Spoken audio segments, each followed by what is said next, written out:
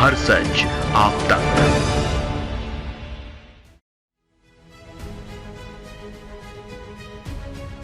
रामनगरी में व्यापारियों की दुकान तोड़े जाने के मामले को लेकर समाजवादी पार्टी के पूर्व मंत्री पवन पांडे ने योगी सरकार को एक बार फिर से घेरा है। उन्होंने गंभीर आरोप लगाते हुए कहा कि पूरी अयोध्या में अराजकता और लूट का माहौल है।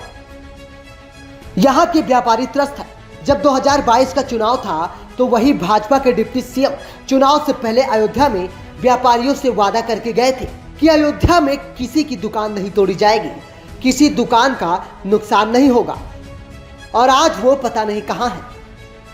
आज भाजपा सरकार बन गई है। अब यहां के व्यापारियों में दहशत का माहौल पैदा हो गया है।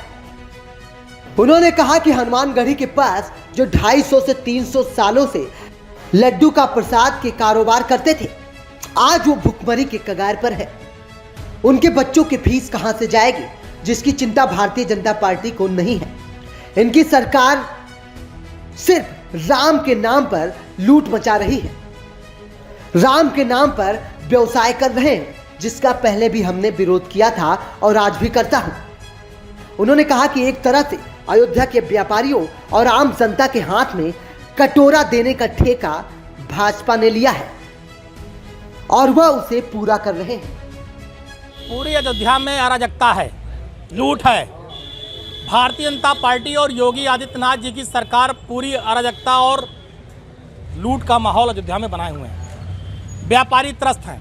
यही जब 2022 का चुनाव था तो भारतीय जनता पार्टी के एक डिप्टी सीएम हुआ करते थे, आज पता नहीं कहाँ हैं। आ करके इसी अयोध्या में वादा करके गए थे किसी व्यापारी की दुकान नहीं टूटेगी, किसी का नुकसान नहीं होने पाएगा। और आज जब चुनाव जीत गए, इनकी सरकार बन गई, तो इतना दहशत का माहौल है कि व्यापारी अपनी दुकान खुद तोड़ रहा है। अगर ना तोड़े तो इनका बुलडोजर तोड़ देगा। ये जो 250-300 साल से लड्डू का कारोबार करते थे, भगवान का भोग प्रसाद बेचते थे, आज वो भुखमरी के कगार पर हैं।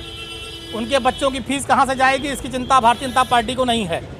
ये केवल राम के नाम पर लूट मचाए हैं, राम के नाम पर कारोबार और व्यवसाय कर रहे हैं, जिसका हमने पहले भी पुरजोर विरोध किया था, आज भी करता हूँ।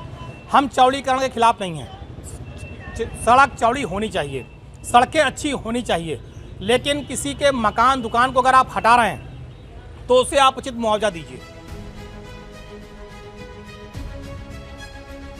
अयोध्या से आजम खान की रिपोर्ट।